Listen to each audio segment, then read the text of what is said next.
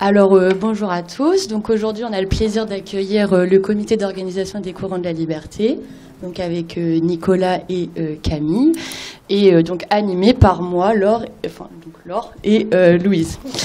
Donc, pour faire un bref débrief de ce qu'est le COCL, donc le comité d'organisation des courants de la liberté. Donc c'est une association à but non lucratif qui a été créée en 1988.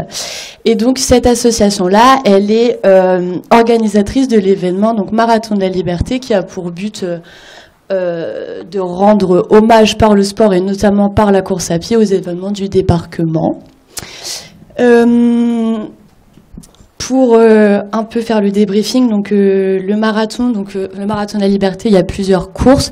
Donc il y a notamment donc les 10 km, le semi-marathon, le marathon, la Rochambelle, les foulées donc pour les enfants, les foulées de la liberté, et il y avait donc jusque là les rollers de la liberté, donc cette année qui n'existe plus, me semble-t-il. Et l'année dernière, donc, ils ont pu accueillir 21 000 participants sur l'ensemble de ces épreuves-là. Le comité donc du COCL, il y a 20 membres, si je me trompe pas. 3 salariés à temps plein. Donc juste après, on voit donc l'organisation, donc avec Dominique Ledré, qui est donc le président de l'association.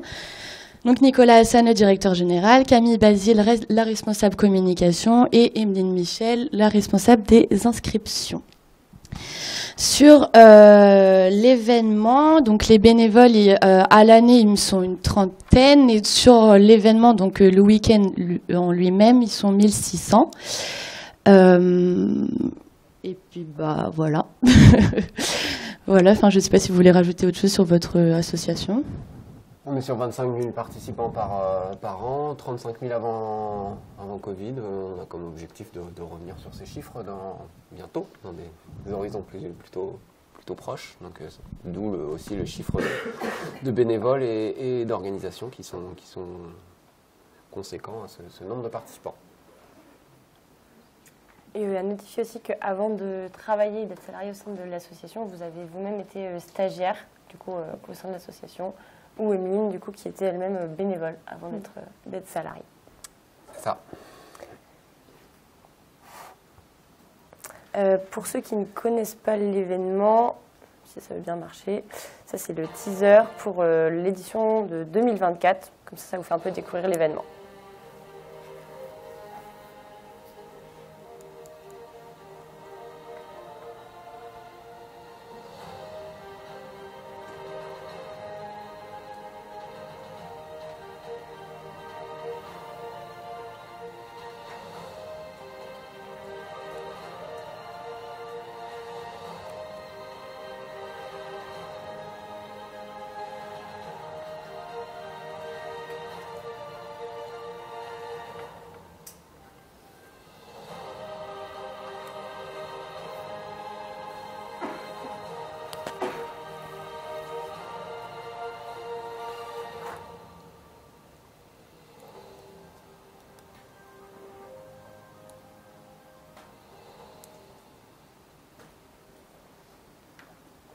Donc ça c'est le teaser de cette année.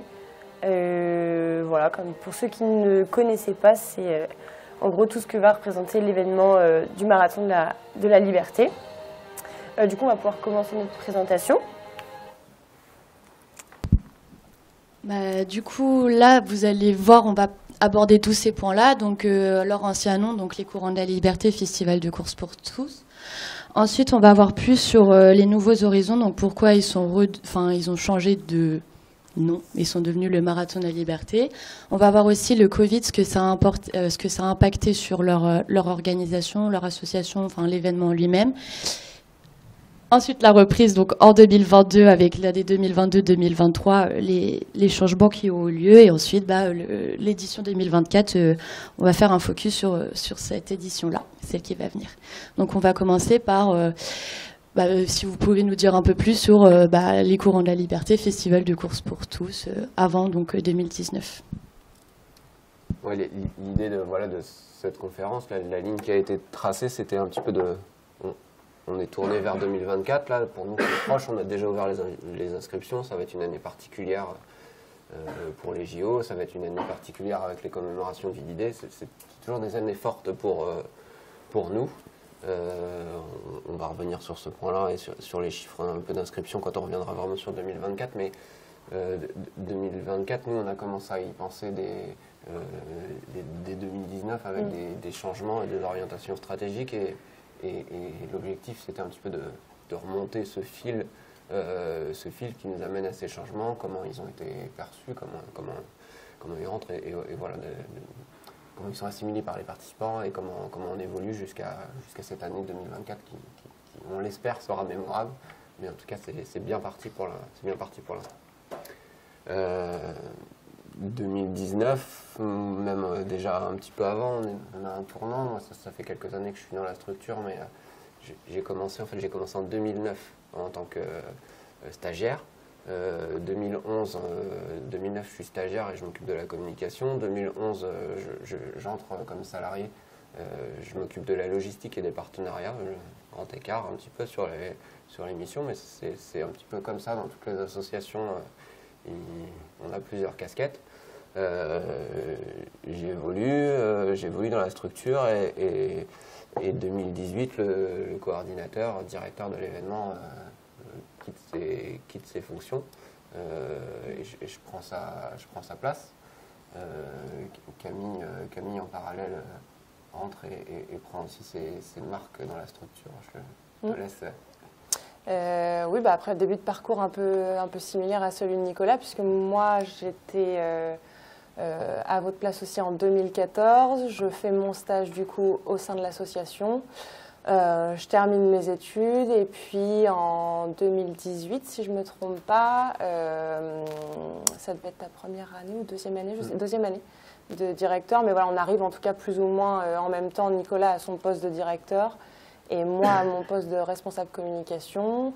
C'est aussi l'année où, en fait, ta première année de directeur, c'est la première année d'Emeline aussi. Donc, il y a à cette période-là un changement complet d'équipe salariée. Emeline, c'est notre responsable des inscriptions. Et là, du coup, vous avez les 3 postes et les 3 personnes qui sont salariées, qui sont à temps plein sur l'événement, à temps plein toute l'année. Oui, c'est ça. Et donc, 2018-2019, c'est notre première vraie édition entre guillemets, et donc comme toutes les prises de poste, en fait, il n'y a pas de... Sur cette édition-là, on est sur une édition anniversaire. En 2019, c'était le 75e anniversaire du débarquement, mais l'objectif, c'était pas de tout révolutionner entre guillemets. On est sur une première année d'événements pour tout le monde, en tout cas à ces fonctions-là. Et donc on fait ce qui était mis en place entre guillemets par le passé et c'est à la fin de cette année-là qu'on dresse un peu le bilan et puis qu'on se projette vers le futur. C'est ça, avec un constat un peu... effectivement, on a dupliqué, on a reproduit ce qui a été fait par le passé. C'est souvent comme ça quand vous reprenez un poste, mais on a dès le début, Camille aussi, quand on se rencontre pour son entretien et sa prise de poste, on partage une ambition de dire on a un marathon magnifique, il y a un des plus beaux marathons français sur son parcours, on longe les plages du débarquement, il y a une part champêtre et une traversée du centre-ville de Caen. On a un outil magnifique. Mais on fait 1000 participants et on bataille pour faire 1000 participants tous les ans, alors que derrière, en France, il y a d'autres marathons qui font des chiffres bien plus importants que nous, qui traversent des zones industrielles, qui n'ont pas grand-chose à raconter, qui ne sont pas beaux, on les connaît sur le parcours. Et voilà, on se dit pourquoi ? Parce qu'il y a eu une ambition, il y a toujours eu une ambition. Moi, j'ai toujours vécu avec cette ambition de faire grossir le marathon de la liberté, l'épreuve marathon. Et si on fait grossir l'épreuve, on fait grossir l'ensemble de la manifestation. Mais il y a cette ambition, on le dit, on en parle, on veut faire mieux et on n'arrive pas à le faire. Donc on est porté par l'événement la première année et on arrive à se poser un peu après en disant ok, on l'a fait, mais il faut qu'on arrive à faire plus, il faut qu'on change des choses. Il y a des choses, ça fait trop longtemps que ça dure et ça ne bouge pas. Donc il faut qu'on arrive à bouger les choses pour pour être à la hauteur de nos ambitions, à la hauteur de ce que mérite aussi cette course. Voilà. C'est notre constat et ça se traduit par des changements qui importent aussi beaucoup ta mission de communication, marketing.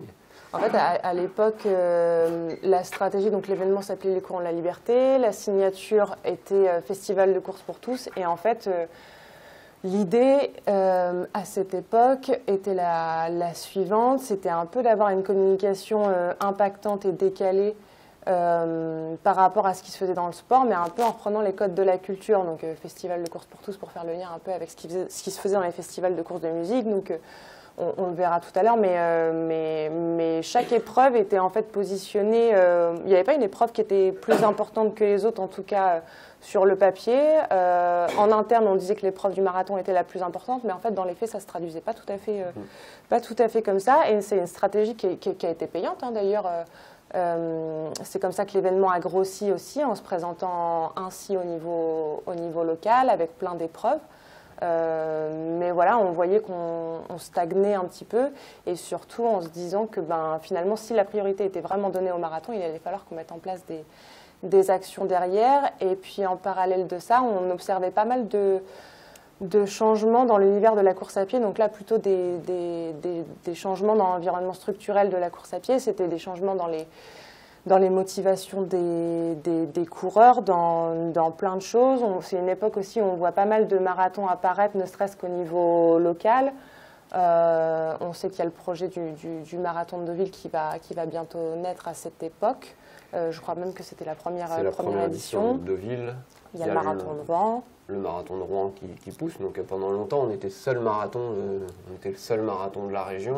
On se retrouve avec une fusion des Normandies et du coup, on se retrouve à 3 marathons dans notre région. Avant, c'était assez simple. Le championnat régional, c'était chez nous en permanence. Ouais.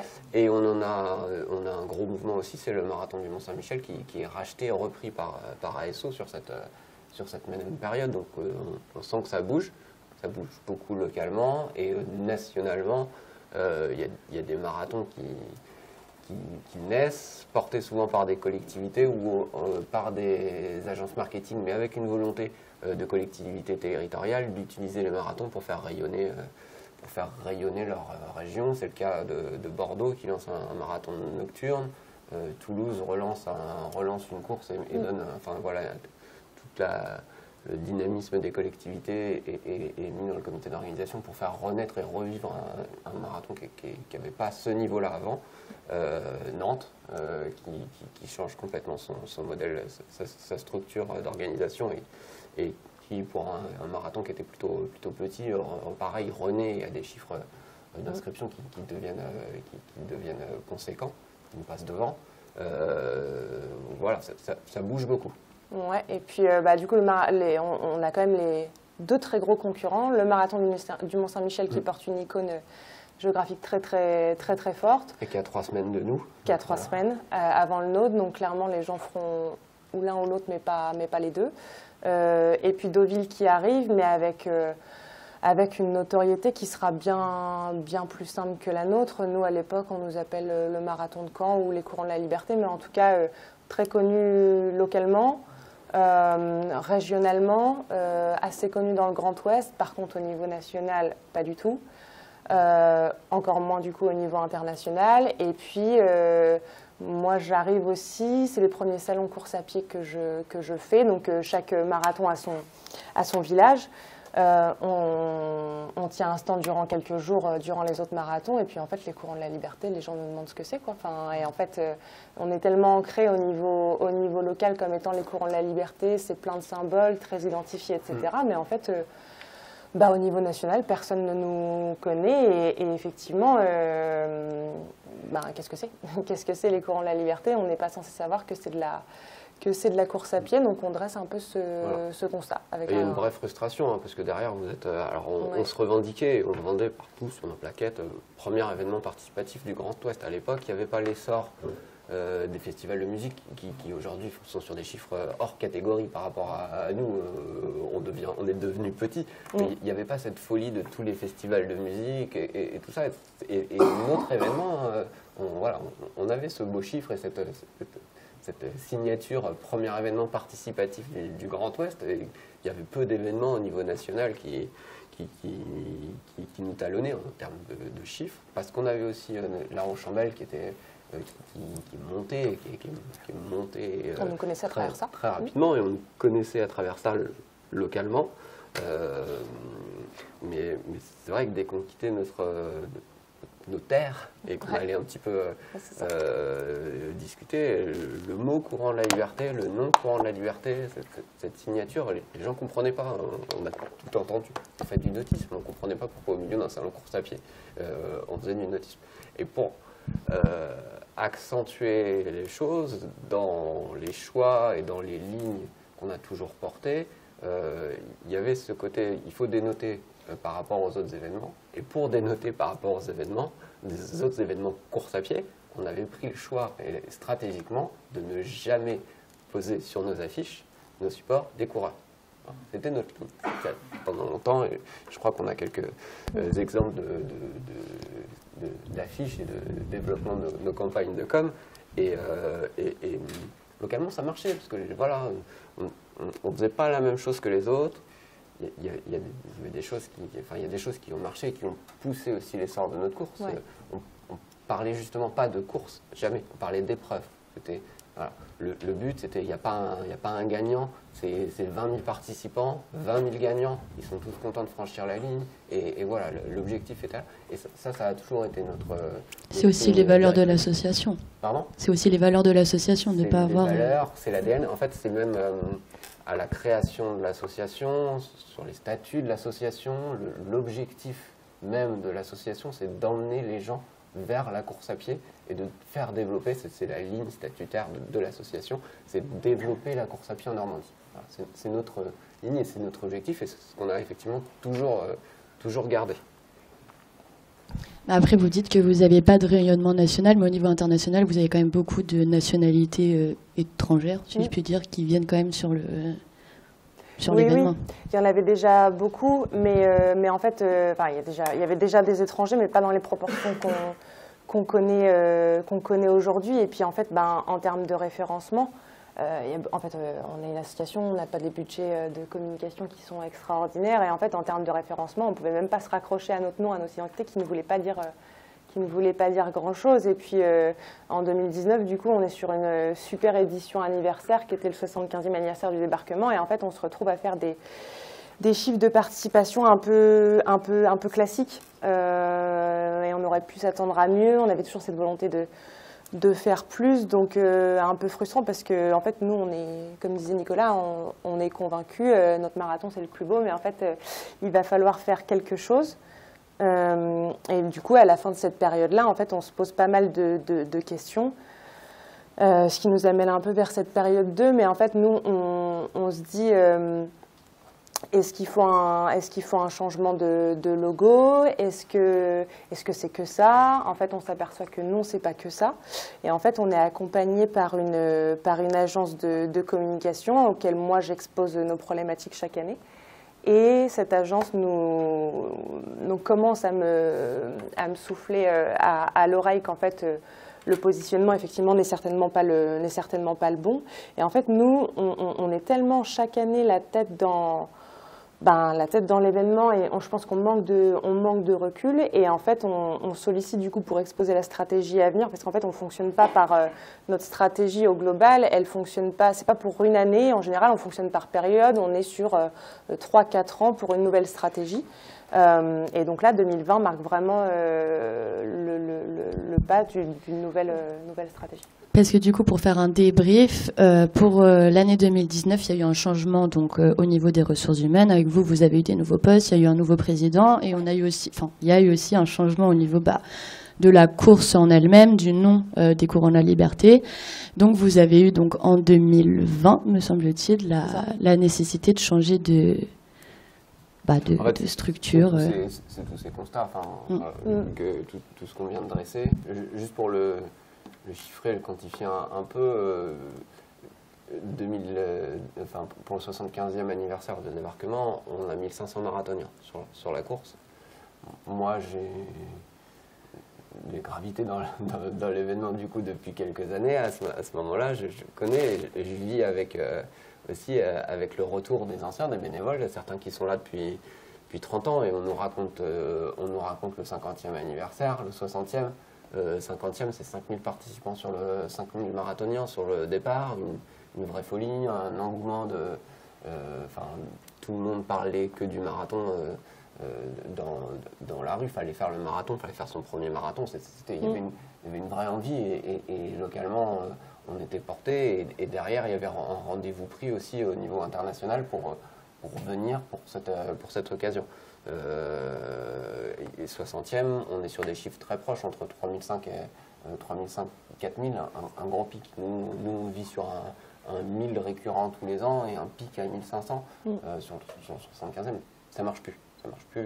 Voilà, ça fonctionne plus. Donc effectivement, il faut changer. Il y a une continuité, il y a l'ADN. Tu dis que ça a changé, les équipes ont changé, mais en fait, pas tant que ça, ou pas non plus on a enlevé tout le monde et on recommence avec une équipe nouvelle. Moi, je suis là depuis longtemps. Camille, elle avait déjà eu une expérience, elle connaît l'événement. Et surtout, tout ce qu'on trace, les changements qu'on a décidés, on les décide avec l'ancien président. Et ça, c'est important pour nous. Ça fait 14 ans qu'il est président de l'association. Vous ne connaissez certainement pas encore, vous n'étiez pas encore assez dans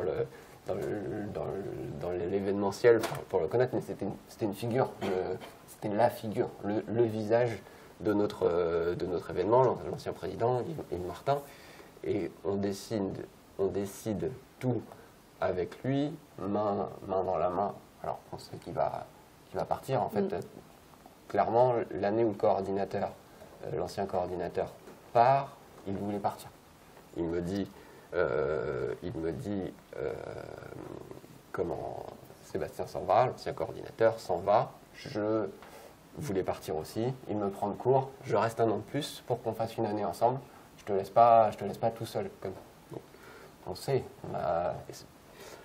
quand on a ce temps, cette durée pour pouvoir, et qu'on sait d'avance que ça va se passer comme ça et qu'il va partir, voilà, on prépare aussi les choses. Donc, on peut avancer et dessiner des choses, et c'est important pour nous que ce soit en accord avec lui, que ce soit en accord avec... il faut être sûr que, des fois que vous arrivez, vous avez envie de tout changer, mais en fait, si vous reniez l'ADN et tout l'historique de votre course et tout ce qui a déjà été fait, vous faites une erreur. Donc, il faut que ce soit signé, validé, approuvé par lui, et presque aussi pour que ce soit accepté par les participants, il faut que ce soit porté par lui. Et qu'il le porte avec conviction, donc il faut quelque chose auquel il adhère pleinement.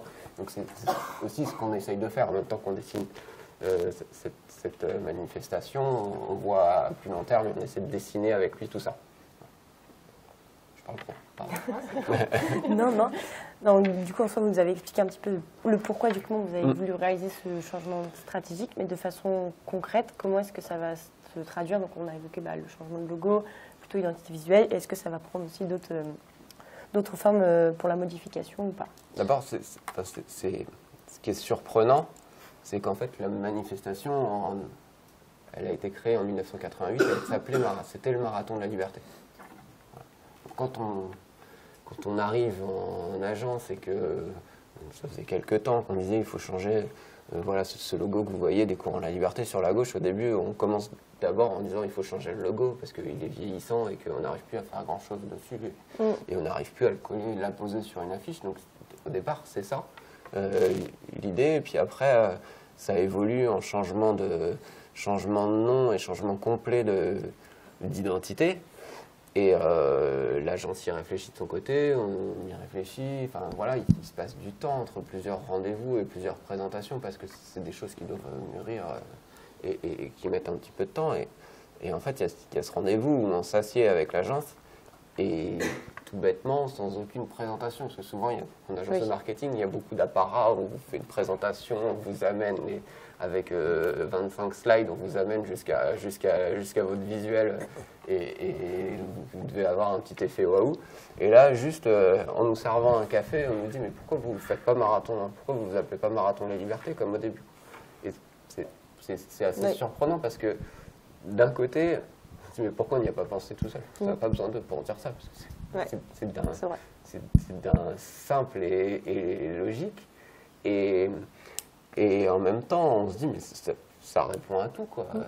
Ça répond à tout. C'est notre ADN, c'est nous.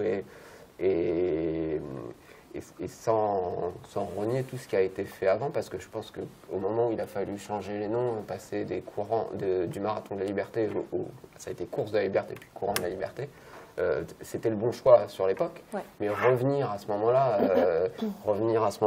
sur le marathon, c'est mieux, mais vous ne pouvez jamais penser qu'il faut revenir en arrière. Quand on construit et dans tout ce qu'on fait, on ne revient jamais en arrière et c'est assez surprenant de le faire, mais pour nous, il n'y a rien de plus pertinent, quoi. Et du coup, au niveau de votre nom de l'association, donc comité d'organisation des courants de la liberté, vous savez si ça va changer du coup en comité d'organisation? On l'a pas changé. On l'a pas changé avec une autre volonté, mais ça c'est plutôt, enfin c'est d'autres sujets. C'est que l'idée c'est aussi, pour pérenniser notre structure, d'organiser d'autres événements dans l'année. Voilà.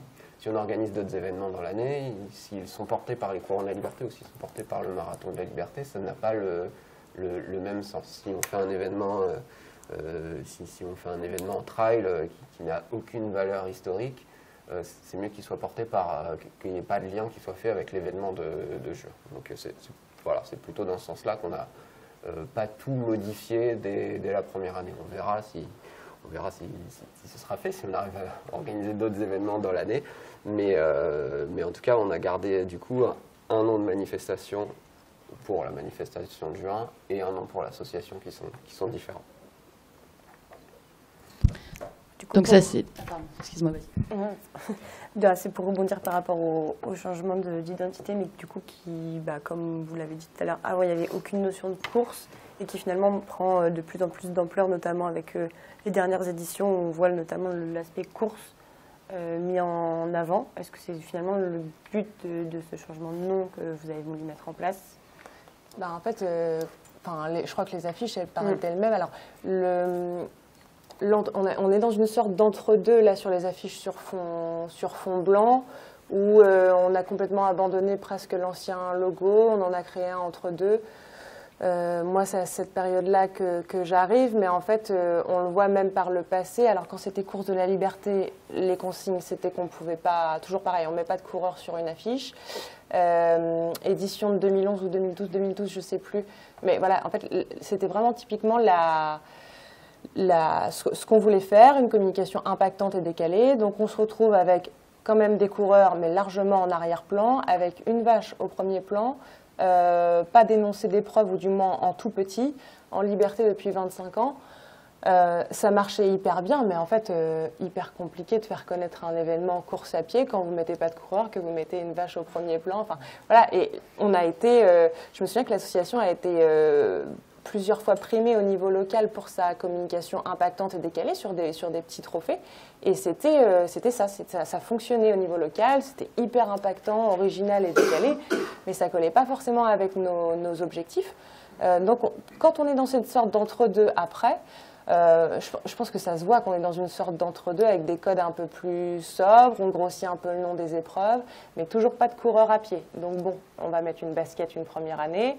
La deuxième année, on écrit le mot run et puis on commence une transition. Après, c'est de la négociation, quoi. Mettre une basket sur une affiche, voilà, chez nous, en interne, au sein, enfin voilà, c'est pas juste deux personnes qui le décident.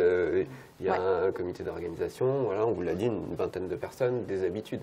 On change ses habitudes, donc il faut le faire valider, approuver. C'est pas si simple. Ouais, et puis il faut aussi que nous, alors déjà, on est une équipe de 3 salariés et puis on travaille vraiment de concert tous les 3. Donc déjà, avant de présenter quelque chose en interne, il faut qu'on en soit convaincus tous les 3. Donc il y a un premier axe de négociation. Et puis effectivement, après, quand on est convaincus tous les 3, on expose ce qu'on aimerait faire pour le futur en interne. Mais voilà, le changement, ça demande du temps. C'est pas toujours bien vécu, mais en tout cas, là, on l'a présenté d'une façon où c'était vraiment un retour aux sources, ADN, etc. Et en fait, on le voit vraiment comme un retour aux sources. Juste, moi, je m'en suis aperçue il y a 4 jours quand quand on crée le diaporama. Mais en fait, notre nouveau logo Marathon de la Liberté, quand l'agence nous a proposé certaines pistes, on nous a proposé soit du bleu, soit du orange et du rouge. Donc en fait, et ils n'avaient pas du tout les anciens visuels, donc qui dataient de 2004. Donc en fait, on voit que les codes n'ont pas changé et que c'est vraiment un retour aux sources. Et puis après, derrière, nous, en termes de stratégie, ça nous a paru assez évident finalement, avec tous les changements qu'on opérait, de mettre des coureurs au premier plan sur une affiche en se disant on y va, on a un marathon à faire connaître, et il faut mettre des coureurs à pied au premier plan. L'idée en fait de ce qu'on comprenait qui avait été fait par le passé, c'était d'avoir une communication qui reste originale, plutôt attrayante en termes de graphisme, etc. Et pour nous, ce n'était pas impossible de le faire avec des coureurs à pied. Donc 2020, là on n'a pas l'affiche de 2020, mais 2020, c'est vraiment ce qui marque ce gros changement, cette nouvelle identité. Et alors, au-delà de l'aspect graphique avec un nouveau logo et un changement de nom, clairement, dans notre stratégie, en fait, le changement de nom, ça veut dire que maintenant, toutes les épreuves ne sont plus à l'horizontale, positionnées avec la même importance, etc. La porte d'entrée, c'est le marathon. Et en fait, ce qui se fait toujours d'ailleurs, ce qui se fait, c'est qu'on se dit, même sans prendre l'exemple de notre marathon, je vais faire le 10 km du marathon de La Rochelle, en fait. Et en fait, c'est un peu ce qu'on souhaitait. Je vais au marathon de la Liberté, je vais faire le semi. Donc voilà, mais en fait, c'était repositionner le marathon comme l'épreuve reine, la figure de proue, la porte d'entrée de l'événement. Et en fait, après, ça entraîne un changement de stratégie, mais en fait, il y a des choses qui sont bien plus simples. En fait, on n'a pas plus de budget, mais en repositionnant cette épreuve, voilà, notre stratégie, elle change, mais le référencement est bien plus simple. Dans les calendriers course à pied, voilà, quand les coureurs tapent sur Internet, ils nous trouvent bien plus facilement. C'est bien plus logique. En fait, on a tout changé, mais presque pas. On se remet aussi en adéquation avec notre époque, parce que 2004, c'est la première année de ce logo qui est là, vous l'avez, c'est les courses de la liberté. Ça a été une année, les courses de la liberté. Donc c'était le marathon de la liberté jusqu'à 2004. 2004, changement, on passe sur les courses de la liberté. C'est d'ailleurs Yves Martin, quand il prend la présidence, ça fait partie de ses premiers changements. On passe sur les courses, et on passe sur les courses parce que il n'y a pas uniquement le marathon, il y a le semi-marathon qui pousse, qui a un essor important, qui est déjà sur des 3005 pour faire connaître les participants, le 10 km qui existe, La Rochambeille qui est déjà en train de grossir rapidement, et en fait les autres épreuves françaises, les autres marathons français n'ont qu'une course.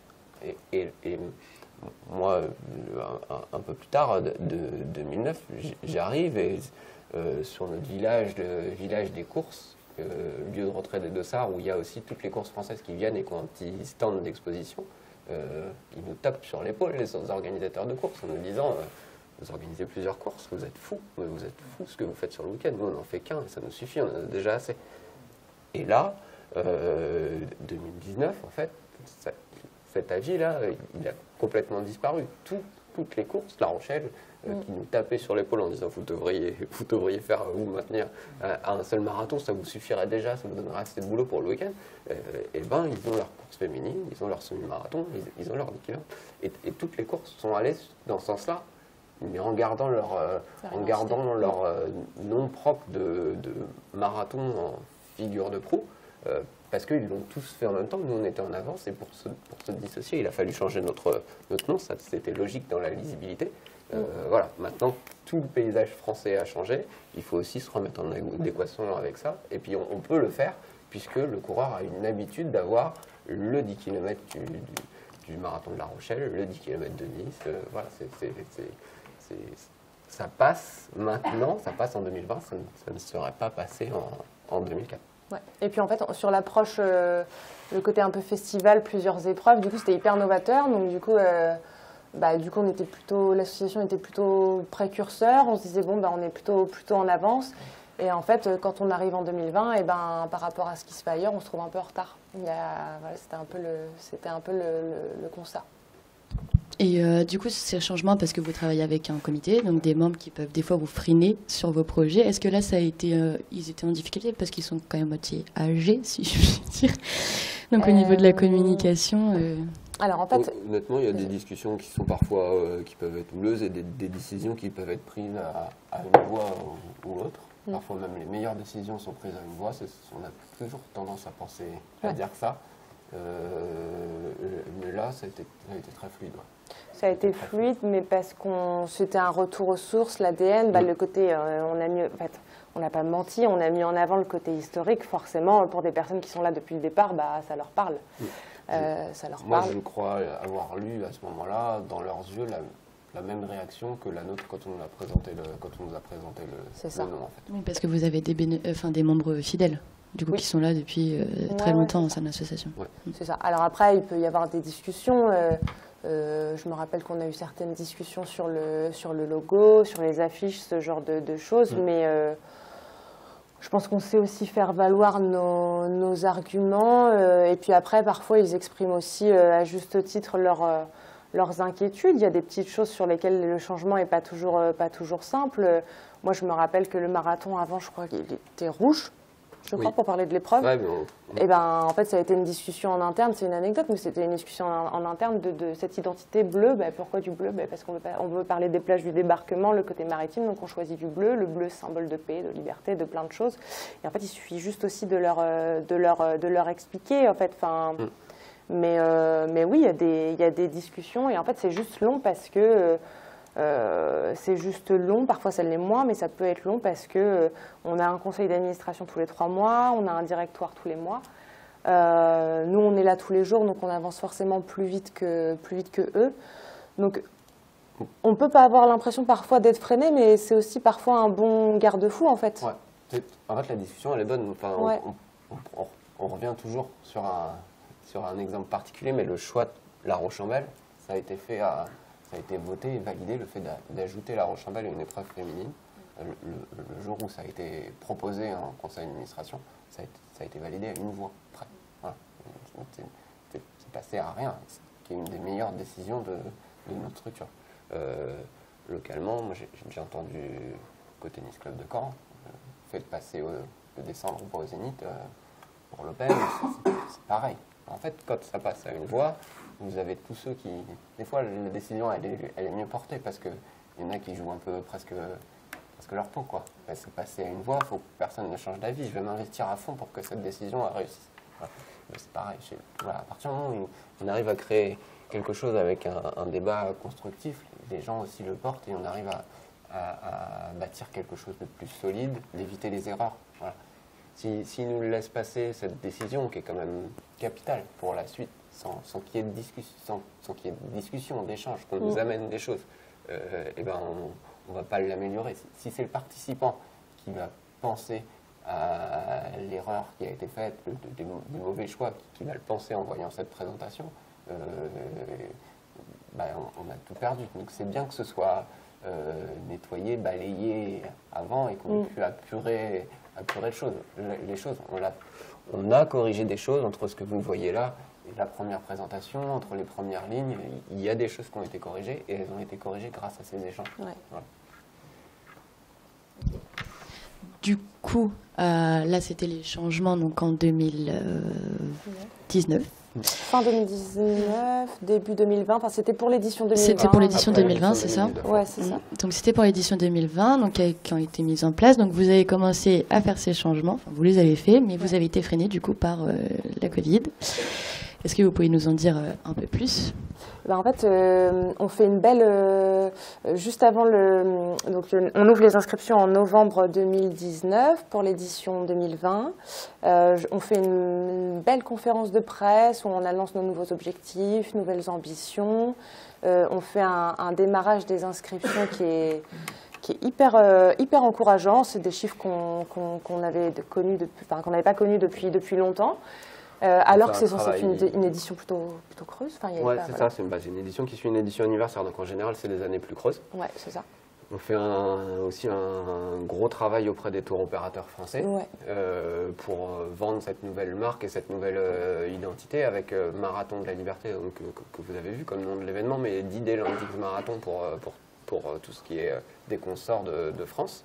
Marathon des plages du débarquement, on sait que c'est porteur et c'est comme ça qu'on nous surnomme, mais c'était pas comme ça. Voilà, il n'y avait pas de cohérence entre ce qu'on écrivait et comment on nous surnommait. Et un très bon retour des tours opérateurs qui nous disent j'ai 2 courses à mettre dans mon catalogue. Il y a le marathon de Paris. Voilà, je peux pas le retirer.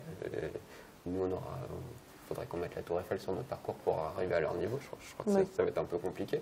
Mais ils nous disent j'ai le marathon de Paris, mais en deuxième course, il me faut 2 courses par pays. Je vous mets vu. Et il y a des pays, enfin tous les pays anglo-saxons signent, tous les tours opérateurs qu'on peut avoir signent. Et déjà, c'est un premier marqueur. On se dit que ça va marcher. Tout ce qu'on a fait est pertinent et ça fonctionne. Ouais, c'est là où le tourisme sportif en fait prend tout son sens. C'était déjà le cas avant, mais on ne travaillait pas avec des tours opérateurs. Et en fait, juste en termes de tourisme, c'est pareil, ça, quand on adressait le constat, on se disait, bon, un étranger, quand il vient en France, qu'est-ce qu'il veut faire, quels sont les attraits? En fait, voilà, c'est la Tour Eiffel, le Mont-Saint-Michel, les plages du débarquement, c'est quand même des symboles forts. Et nous, on se dit que si on veut faire grandir l'événement, il va falloir qu'on travaille un peu à l'international. Et je ne sais plus, je crois qu'on a un contact avec un tour opérateur qui nous dit, voilà comment ça se passe. En fait, effectivement, on référence 2 événements et puis après, on envoie les gens, mais on se limite un petit peu à deux événements. Donc, on fait un travail de démarchage des tours opérateurs, de référencement. Et puis, on fait en sorte de commencer à se faire référencer. On amorce ce travail-là où on a plutôt des bons retours. Et puis, la dynamique au niveau des inscriptions, elle se porte très bien à l'ouverture. Là, on est en fin d'année 2019. Et puis, la fin d'année, on commence à avoir les premiers échos de Covid, mais on n'est pas forcément inquiet parce que, en fait, comme personne, comme tout le monde, je pense. C'était toujours pas en France, je crois, fin 2019. Non, fin 2019, il n'y a rien en France. Janvier, nos inscriptions continuent sur un bon train. Il y a le premier cas en France, mi-janvier. Nous, on a un changement de tarif, donc c'est fin janvier. Le changement de tarif sur nos courses, c'est un marqueur fort. Vous avez un gros pic d'inscription au moment de l'ouverture et vous avez un très gros pic aussi d'inscription au moment du premier changement de tarif. Quand il y a la première hausse de tarif, les gens attendent le dernier jour, même la dernière heure pour s'inscrire. Donc voilà, quand on a passé ce cap, 31 janvier, on peut comparer aux inscriptions au 31 janvier de l'année d'avant et c'est un marqueur fort sur combien on va avoir d'inscrits, quelle est la réussite de notre campagne d'inscription. Voilà. C'est un marqueur plus fort que de comparer quotidiennement ou au jour le jour. C'est à l'issue de cette période. Et les chiffres sont très très bons. Il y a pas on est en avance, encore en avance. On est plutôt sur une dynamique pour aller déjà sur 2000 participants sur le marathon à cette période. Parce que du coup, vous avez vu que vos changements d'identité visuelle, etc., ça s'était fait naître, ça s'est fait... Alors, pas force, on ne peut pas le dire comme ça. En fait, même aujourd'hui, un changement de stratégie, un changement de nom... je pense que ça peut se mesurer sur 5-6 ans, donc c'est difficilement mesurable. Ce qui est sûr, c'est que, étant référencé maintenant en tant que marathon dans un calendrier course à pied, ce que regardent beaucoup les coureurs, en fait, il y a plein de choses. Mais je dirais qu'on est référencé au bon endroit. On présente une offre qui est plus claire, qui est plus lisible et qui est aussi plus visible qu'avant. Donc je pense que ça... On a aussi changé dans la façon d'écrire, de présenter notre course. Voilà, on s'appuie beaucoup sur le côté, sur le nom, mais le côté plage, on a toujours essayé de travailler dessus, mais vraiment le côté tourisme de notre course et le côté expérience. Le virage où on parle moins de la performance et on parle beaucoup plus de l'expérience coureur c'est 42 km pour en prendre plein la vue. C'est voilà, le choix des photos qui sont mises en avant, des photos de bord de mer, des photos de participants sur le long des plages, toutes ces choses-là, ça fait partie du virage.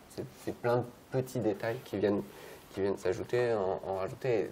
C'est dur de dire qu'on fasse déjà un constat que déjà le nom et le changement d'identité ont cet impact. C'est tout ce qui a été fait. Il y a des choses qui avaient déjà été amorcées. Pareil, pour parler à l'international, on parlait de Normandie, on ne parlait pas de Caen, parce que Normandie, en termes de notoriété, c'est une des régions les plus connues au monde. Caen, malheureusement, non. Un peu moins. Déjà, il faut que les gens arrivent à le prononcer. C'est assez drôle quand on a les étrangers qui nous parlent de Caen. Mais il avait déjà été amorcé. C'est un peu le point final et on commence le changement d'identité. C'est le point final et on commence je pense que récolter les premiers lauriers de toutes ces modifications. On sent un engouement. On ne peut pas dire c'est ça avant le reste. C'est pas le logo avant le reste qui fait les changements, c'est le tout. Oui, c'est ça. Et pour appuyer ce que dit Nicolas, effectivement, c'est vrai. Enfin, tous nos éléments de langage ont changé. Et avant, on a tous cette image du marathon, et c'est toujours le cas, mais en fait, c'est vraiment un changement qui est différent. On a tous cette image du marathon comme l'épreuve mythique, hyper difficile, qui ne s'adresse qu'à une poignée de participants, à une élite. Et en fait, c'est plein de choses, mais pour nous, même dans l'ADN, ça a toujours été course pour tous, etc. Et en fait, toutes nos commandes, elles ont changé.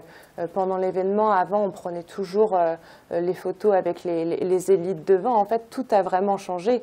Presque dans nos briefs maintenant, on dit que ce soit sur les teasers, sur les photos, etc. Les élites, je veux presque pas les voir en fait. Je caricature un peu, mais est-ce qu'on peut plutôt prendre en photo la femme qui va être sur son marathon en 4h30, 5h? En fait, nous, l'idée, c'est plutôt de dire on peut le faire. Avec du sérieux, de l'entraînement, on peut le faire. Donc, on s'ouvre aussi à un autre public. En fait, l'idée, c'est un peu de démocratiser, de désacraliser cette distance, ce côté mythique. Donc, en fait, c'est vrai qu'il n'y a pas qu'une...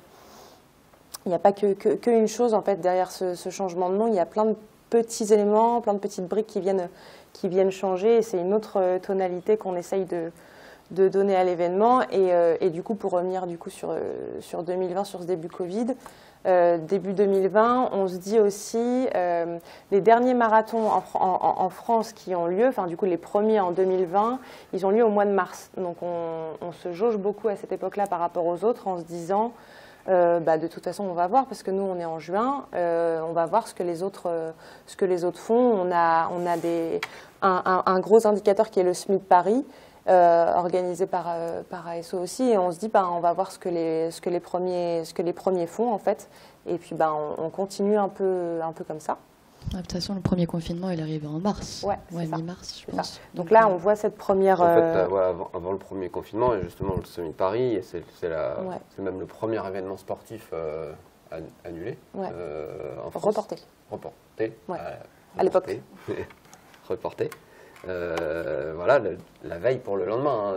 Les gens sont venus le samedi retirer leur dossard sur le Village Expo.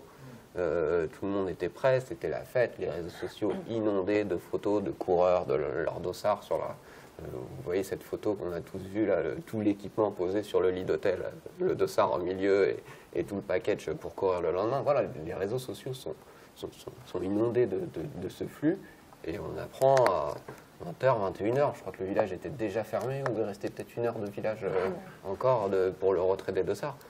On apprend l'annulation pour le départ de course le lendemain 9h. Et là, on est un peu tous... On est surpris. On est surpris. Il y a un côté chaos debout parce qu'on se dit que ça ne peut jamais nous arriver. Et à cette époque-là, des annulations de course, c'est jamais arrivé. Il y a un côté d'incompréhension. Il y a de l'énervement chez les organisateurs de courses. En même temps, il y a un match de foot au Parc des Princes. Je crois que le même jour, il y a un match de foot au Parc des Princes. On ne comprend pas pourquoi on ne peut pas courir et un stade peut être rempli. C'est aussi ce qui s'est passé pendant cette période. On était tous en train de regarder les autres et de dire bah oui, ils ont le droit de faire ça, et moi, je n'ai pas le droit de le faire. C'est pas normal. Donc, voilà. Mais en même temps, on se dit, nous, on est en juin. Aucun On est risque. en Ouais, mars, parce que c'est une grippette, Ouais. il y en a 3/4 qui ont pensé, c'est un rhume.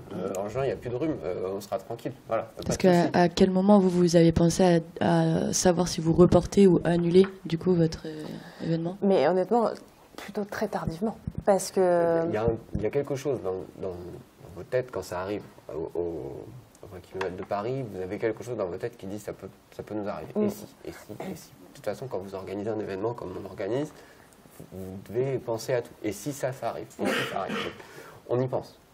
Mais c'est dans un coin de nos têtes et On continue d'avancer. Et ça sort pas de nos esprits. On l'a tous en tête, mais on continue d'avancer. D'une parce qu'il faut mars, c'est un moment où en fait il faut avancer à fond. Vous prenez une semaine de retard en mars, vous êtes mort en juin. C'est un moment où on peut pas perdre, on perd pas du tout de temps. Donc on est à fond dedans et on ne veut pas croire, en tout cas, on ne veut pas faire baisser les bras aux autres, je crois, en disant que ça peut nous arriver, qu'il peut se passer quelque chose. Donc, on avance tout le mois de mars, et début avril, on a un conseil d'administration. Le jour où est annoncé le confinement. Et sur ce conseil d'administration est maintenu mordicus par l'organisation que ça ne peut pas arriver. Je pense toujours dans cette côté esprit. Voilà, on se retrouve dans une situation très étrange parce que vous avez 2 heures de débat où vous entendez, on n'annulera pas, ce n'est pas le cas, c'est pas possible. Il y en a un qui sort son téléphone à 20h, la réunion a commencé à 18h, il y en a un qui sort son téléphone à 20h, qui a une notification et qui dit on est confiné à partir de demain. Voilà. Parce que là, les inscriptions, elles étaient encore ouvertes, du coup. Les inscriptions oui. sont encore ouvertes. Les inscriptions sont encore ouvertes. C'est Et là, dans la foulée où. c'est ça. Et c'est à partir du confinement que ça commence à dérouler. D'abord, dès le confinement, on passe à 0. Si on a 2 inscriptions quotidiennes, c'est un miracle. On passe à 0 et très rapidement, une semaine, 2 semaines de confinement, on stoppe d'abord les inscriptions pendant 15 jours en disant qu'on a besoin d'un temps de réflexion qui nous amène jusqu'à début mai, je crois. Ouais, c'est ça. C'est ça. Mais du coup, on se retrouve effectivement dans une situation où on ne sait pas. Et il y a vraiment une partie de. Enfin, après, on voit tous les autres marathons se reporter. En fait, ce qui se passe, c'est qu'ils annulent, mais en fait, ils reportent sur la fin d'année. Nous, on se pose la question, on commence à se la poser, sauf qu'en fait, nous, par rapport à... Bon, bah déjà, tous ceux qui avaient eu lieu avant nous se sont reportés sur la fin de l'année. Donc, en fait, si on reporte, vraiment, l'agenda de la fin de l'année, il va être compliqué. Et puis, on n'a pas forcément le souhait de le faire non plus, parce qu'en fait, notre événement, il a une connotation historique en juin. On est les seuls à avoir une connotation avec une date particulière. Donc, en fait, si on le fait sur la fin de l'année, il n'y a pas trop de sens. Et puis en fait, tout doucement, on se rend à l'évidence. On commence à écrire certains messages, etc., chacun de nos côtés sur des reports, des annulations. Et puis finalement, on se rend compte que ça va pas être possible.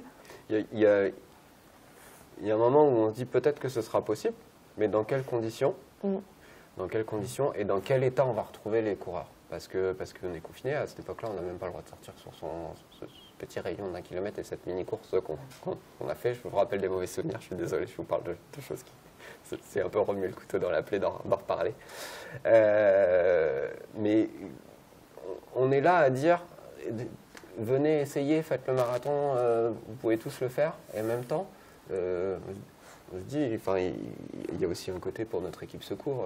Voilà, si tout le monde reste sédentaire pendant toute cette période, n'a pas le droit de faire du sport, quand on va les lâcher, si on les lâche sur un marathon, ils vont s'inscrire parce qu'ils en ont envie et que voilà, il y a eu trop de... On a l'impression d'avoir été privé de cette frustration. Et du coup, mais comment ils vont franchir la ligne d'arrivée, dans quel état? On ne sait pas combien de temps ça va encore durer. Personne n'est prêt. On pense aux 8 semaines de préparation qui sont minimales pour le marathon. On voit qu'on va rentrer dedans. Les participants sont dans l'incertitude. Et puis,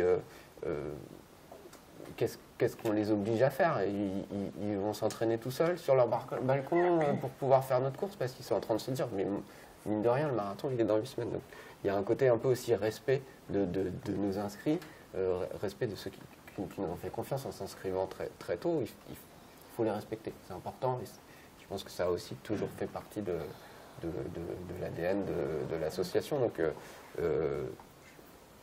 on jette l'éponge presque en se disant peut-être que ça aura lieu, peut-être qu'on pourra le faire, peut-être que ce sera rouvert, peut-être que les manifestations seront ouvertes, peut-être. Mais en tout cas, on n'aura pas les ingrédients, on n'arrivera pas à assembler les ingrédients pour faire une belle manifestation, pour accueillir qualitativement, dans de bonnes conditions, nos participants. Donc il faut arrêter. Il ne faut pas aller plus loin parce que ce serait leur manquer de respect, ce serait perdre de qualité par rapport à ce qu'on veut vendre. Ça nous serait néfaste pour l'avenir. Après, le respect du participant, du coup, il est allé au-delà puisque vous avez comparé à d'autres courses, proposé soit un report de l'inscription, soit proposé carrément un remboursement, ce que peu d'épreuves sportives vont proposer. Ouais, c'est aussi une question de respect, effectivement, mais on s'est beaucoup mis à la place de l'inscrit et du participant.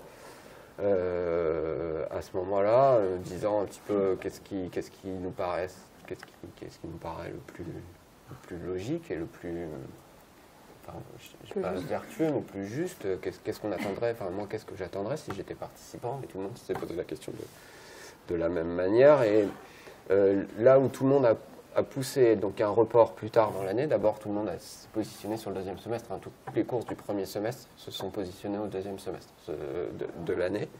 On est les derniers, on a été presque les derniers à se positionner aussi, parce qu'on est l'épreuve là plus tard, on est souvent le dernier marathon. Le calendrier était fou.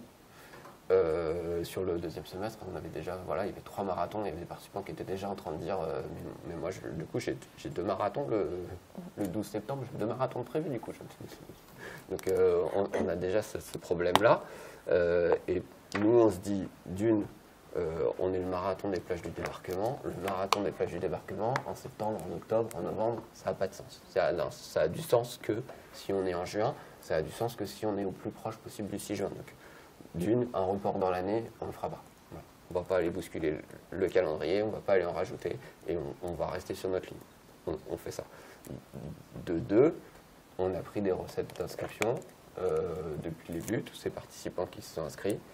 Et là, on fait un pari pour nous, pour notre structure, mais on parie aussi dans la confiance et dans le retour de confiance des participants.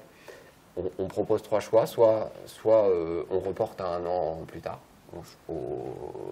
dès qu'on pourra faire, donc 2021, juin 2021, on donne rendez-vous, la date de 2021. Si vous voulez, on reporte votre inscription. Si vous le souhaitez, on vous reporte votre inscription en juin 2021. Mais si vous le souhaitez, on vous rembourse. Ce que ne font pas les autres courses à l'époque. Si vous le souhaitez, on vous rembourse. Et si vous le souhaitez, vous pouvez faire un don à la structure, à l'association. C'est un pari, c'est un vrai pari, c'est une prise de risque, parce que quand on prend cette décision, on n'a aucune aide de l'État à l'époque, on n'est pas soutenu, on ne sait pas où on va. On a monté notre manifestation, notre exercice il commence au 1er octobre, on a eu des dépenses, on a prévu, et en fait notre seule recette possible, il n'y a pas eu de recette de sponsoring, puisqu'il n'y a pas de manifestation, on le sait déjà, on ne va pas réussir à facturer des partenariats. Et les 3/4 de nos dépenses sont engagées. Et les 3/4 de nos dépenses de l'événement sont engagées. La veille de l'annulation, nous balance notre sponsor de l'époque, m'appelle en me disant les t-shirts viennent de rentrer dans le cargo. Les t-shirts sont dans le container, ils arrivent. Ils sont sur la route. Parce que les partenaires se sont quand même engagés, même s'ils savaient le risque quand même là, c'est plutôt les fournisseurs, on a passé les commandes. Sur cette ligne-là, il faut à l'époque, ils étaient pareils. Partenaires et fournisseurs, là, il faut considérer comme fournisseurs. Les commandes sont lancées, parce que nous, il y a des dates. Vous passez commande de t-shirts en novembre, décembre, pour un événement en juin, en général. Donc, vous avez toutes ces dépenses, et on ne sait pas comment vont répondre les gens. Et là, c'est dur, et on ne savait pas qu'on serait aidé par l'État, à quel point on serait aidé, la mise en place du chômage partiel, toutes ces choses-là, on n'avait aucune idée. Les choses étaient trop fraîches, mais on prend ce pari, on fait aussi confiance aux participants, on se dit qu'il y en a qui vont nous faire des dons, on ne pense pas assumer toutes nos dépenses, effectivement, à cette période-là, il y a une inquiétude. On se dit peut-être que c'est la dernière aussi, peut-être que ce sera fini, peut-être qu'on se trompe, peut-être que on va être submergé sous les dettes à cause de ça, c'est possible. Mais ça nous paraît légitime de le faire. Voilà. On est aussi, je vous dis, on était inquiets parce qu'en même temps, sur la même période, on est dans une position financière, on est déficitaire, on a un déficit quasiment un quart de notre budget annuel en déficit cumulé sur les années passées. Donc on était déjà pris à la gorge avant l'ouverture des inscriptions et venir nous rajouter ça, ça a été très dur. C'était, voilà, comme inquiétude. Et donc on prend la décision d'annuler l'événement du mois de juin, en tout cas les épreuves, marathon, etc. Mais on prend la décision de reporter La Roche-en-Belle dans le cadre d'Octobre Rose, ce qui pour nous a du sens, en se disant qu'en présentiel ça le ferait, donc on organiserait l'événement en présentiel en octobre. Et puis finalement en octobre, c'est pas possible, donc on l'a fait à distance. Ça, on propose un principe qui est en fait presque un vieux projet qu'on avait dans le développement de La Roche-en-Belle, où elle avait grossi. À un moment, on se disait qu'elle ne pouvait plus grossir et on avait pensé à une tournée de Roche-en-Belle, en tout le Calvados, avec plusieurs dates sur le mois de juin autour de La Roche-en-Belle pour pouvoir continuer à grossir, mais sans grossir plus à Caen. Et donc, d'abord, on était parti sur une grosse Roche-en-Belle à Caen. Très vite, sur l'été, on oublie cette idée et on part sur ce Roche-en-Belle Tour, distanciel, sur un parcours tracé que les gens peuvent prendre à n'importe quel moment sur le tarif habituel de La Roche-en-Belle, 16 €. Et on avance grâce aux sponsors qui nous aident, qui nous soutiennent sur cette tenue de la Roche-en-Belle, et au fait que du coup, on n'ait pas de dépenses d'organisation autres que t-shirt du coup et t-shirt, sac dotation, et puis un peu de communication et les salaires, le peu de salaire qui était pas en chômage partiel, qui est maintenu. En fait, les sponsors nous permettent de financer ces points-là. Et grâce à ça, on passe à 100% solidaire, ce qui est encore plus vertueux et qui a encore plus de sens sur La Roche-en-Belle, et ça donne un vrai essor à cet événement d'octobre. Et du coup, en octobre, avec moins de participantes qu'on faisait habituellement, parce qu'on était sur des jauges à 15 000 participantes habituellement, je crois qu'on arrive à faire 10 000 inscriptions, hein, quand même. On fait 10 000 inscriptions, et on dépasse les 100 000 € de dons collectés pour la lutte. Donc en fait, c'était un peu l'objectif, c'était de maintenir cette cagnotte de dons, et on fait presque mieux, quoi. Ouais, c'est ça. Et ça, c'est super. Ouais. Ça nous met un peu du baume au cœur et ça nous redonne de l'énergie sur une période où, vous imaginez, quand vous faites de l'événementiel, voilà, je ne sais pas combien d'entre vous se destinent à faire de l'événementiel, mais quand vous faites de l'événementiel et que c'est votre passion, que vous faites ça quotidiennement depuis des années, rester enfermé chez soi à rien faire, c'est un peu la pire des choses. Vous ne savez pas quoi faire. Le télétravail, c'est pas quelque chose qui correspond vraiment à notre métier sur cette période, donc ouais, c'est pas ça.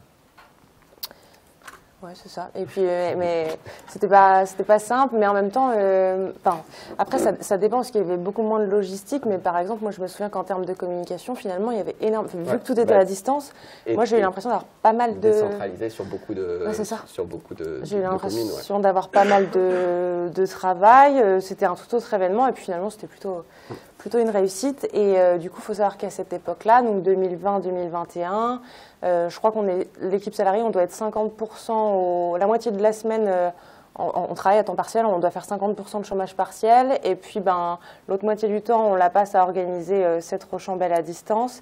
Et aussi, comme disait Nicolas, on n'a pas envie de rester forcément à rien faire, on trouve un peu le temps long, et on en profite pour remettre pas mal de choses sur l'événement à plat en travaillant sur des sujets de fond qui nous donnent envie depuis longtemps, une nouvelle ligne d'arrivée, des améliorations de parcours, ce genre de choses.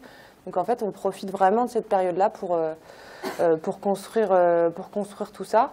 Et puis en fait, l'année 2000, ça c'est pour l'année 2020, et finalement l'année 2021, elle ressemble beaucoup à l'année 2020. On prend rapidement la décision de ne pas ouvrir les inscriptions en novembre puisqu'on est encore dans une période Covid, en se disant s'il y aura un événement au mois de juin 2021, on le fera en comité réduit avec les personnes qui avaient fait vœu de reporter leur inscription sur l'édition 2021, mais on le fera quelque chose en petit comité. Mais finalement, l'édition 2000, et puis après on annule une nouvelle fois, mais il y a moins de déception. Je dirais qu'on n'y a jamais cru en fait à cette édition 2021. Pour preuve, on n'avait pas ouvert les inscriptions, donc il y a de la déception, mais en même temps, on n'y croyait pas forcément.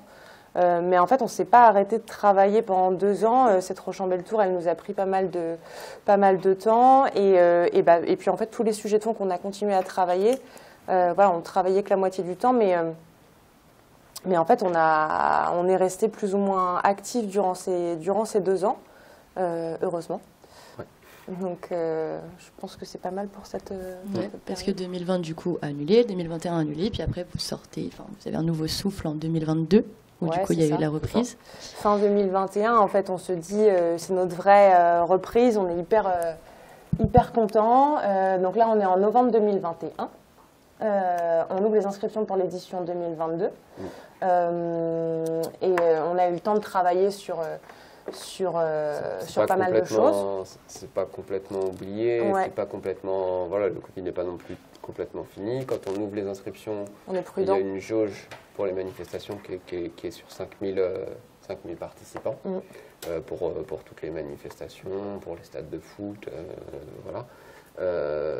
Et on est prudent, voilà. Le ciel nous est tombé sur la tête 2 fois d'affilée quand même. On ne fonce pas tête baissée sur cette manifestation. Il y a une décision forte qui est quand même prise de dire que la Rochambeau, on la refait, on la maintient en présentiel à Caen, mais on la limite à 5000. Voilà, c'est cohérent avec les règles d'époque de rassemblement. C'est aussi cohérent parce qu'on a une part de nos participantes qui sont aussi personnes à risque, comme on disait en temps de Covid. Où les participantes, elles n'étaient pas forcément contentes de cette décision-là, si. À l'époque, c'est pas mal pris. Non. C'est pas mal pris, c'est plutôt compris. Hein, quand on a, voilà, ça correspond. Voilà, c'est plutôt prudent et tout le monde le comprend. La reprise est lente en fait. La reprise est très lente. La reprise est extrêmement lente, même chez tous les événements sportifs en fait, parce que c'est encore très présent. Tout le monde est un peu traumatisé de ces 2 dernières années. Et puis la Rochambeau, elle réunit typiquement le genre de public qui est un peu à risque par rapport au Covid. Donc en fait, prudence. Et sans être à risque, je dirais que c'est pas du tout non plus le même type d'événement où le marathonien chevronné de la course à pied a envie de participer à des événements parce qu'on lui a retiré ça pendant un temps trop long. Et il est prêt que coûte à le faire, alors que le public Rochambeau est plutôt prudent dans tout ce qu'on a pu voir par le passé, sur d'autres temps forts de société, et à se poser des questions sur sa participation. Je participe ou non, et on se dit que même si le Covid est passé, il y aura un temps de prudence parce qu'on le sent aussi dans la société. Les gens n'ont pas envie de se mélanger, même si les confinements sont levés, les règles sont levées, il y a des gens qui restent chez eux. Voilà. Et surtout, il y a des gens qui disent je ne vais plus au cinéma, je vais plus, et qui se retirent ces moments de loisir parce que même si le Covid n'est plus là, il y a une inquiétude. Donc on sait qu'il faut quand même être prudent parce que c'est pas certain. Quand on ouvre, on n'est pas certain que les inscriptions prennent parce que c'est encore trop frais. 15 000 personnes, comme c'était, en masse, sur un instant T, réunies sur une ligne de départ. C'est des choses où en octobre, là, quand on ouvre, il y a peu de gens qui sont prêts à se mélanger, à se mettre au milieu de cette foule-là. S'ils ne sont pas prêts à se mettre au milieu de cette foule, il faut en fait presque les rassurer pour leur dire vous serez moins, vous serez plus espacés, on va pouvoir faire différemment. Ça nous paraît être la bonne réponse. On préfère avoir 5000 personnes qui viennent et qui ont envie de venir, plutôt qu'essayer d'avoir 15 000 et personne qui vient, parce que ça correspond à personne. C'est ce qu'on risque en fait en voulant ouvrir à trop. Ou une annulation, parce que derrière, on ne va pas dire, si en préfecture, on nous dit les manifestations sont toujours, la limite de 5000 continue, comment vous faites pour choisir si vous avez ouvert à plus? Vous avez ouvert à trop dès l'ouverture, comment vous faites pour choisir la première inscrite?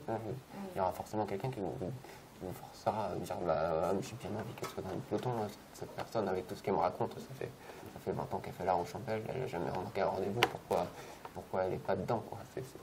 C'est aussi ça, donc on est prudent.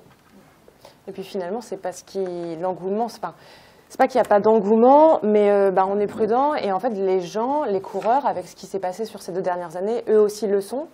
Tout le monde n'a pas eu une politique commerciale comme la nôtre, en fait, à proposer du report, du remboursement, pas à proposer du remboursement ou du don, mais plutôt à proposer d'office le report. Et du coup, ce qui fait que les gens s'inscrivent ultra tardivement, donc on n'est pas sur une ouverture d'inscription. Nous aussi, on freine notre communication à ce moment-là en se disant, au niveau des dépenses, on va essayer d'être prudent, de faire un peu moins que ce qu'on fait d'habitude. On est sur un petit démarrage sur l'édition 2022 et en fait, les gens s'inscrivent ultra tardivement et on marche sur des œufs un petit peu partout. On retourne voir nos sponsors, les collectivités, les parties prenantes en fait finalement de l'événement, les bénévoles. Mais tout se fait, il y a beaucoup d'incertitudes, c'est très nuageux et c'est aussi complexe, mais en fait ça nous mène à une reprise très tardive. En fait, même nous dans nos têtes... On n'a pas avancé quasiment de novembre à février. C'est ça. L'organisation n'a pas avancé, il n'y a aucune ligne on travaille sur des temps forts, des temporalités, des choses qui doivent être avancées à des échéances bien notées pour nous. Et en fait, il n'y a aucune ligne de validée à cette date-là parce que on a quasiment une réponse identique de tous, quel que soit, même au sein de l'orga, des bénévoles, de membres clés. Les gens nous disent mais ça aura lieu cette année. Mais ça aura lieu, vous allez voir un sponsor et vous dites mais ça aura lieu cette année. Vous ne savez pas répondre en fait, vous ne savez même plus répondre, vous n'avez plus la force de répondre parce que vous n'êtes plus en...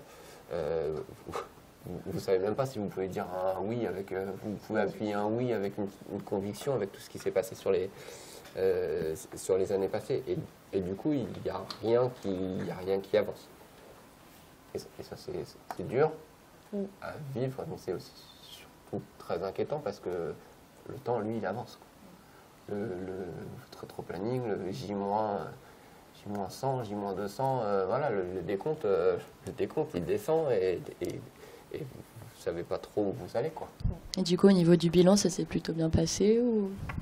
En fait, l'édition 2022, globalement, elle a été très dure pour nous, sur plein de plans, à organiser déjà, puisque du coup, elle a été tardive, en fait, et nous, on était 3 salariés à avoir repris le travail forcément à 100%, et du coup, on avait beau être à 100% dessus, il y avait de l'incertitude partout, et surtout, nous, on a beau travailler dessus à l'année, si on n'a pas nos 1600 bénévoles, il ne se passe pas grand-chose. Et du coup, la remobilisation des bénévoles et de l'organisation en interne, des ressources humaines qui n'étaient pas salariés de l'association, a été complexe, longue et difficile. Et du coup, en fait, organiser une édition en mars, avril, mai, juin, en 4 mois versus 1 an d'habitude, c'est pas la même chose.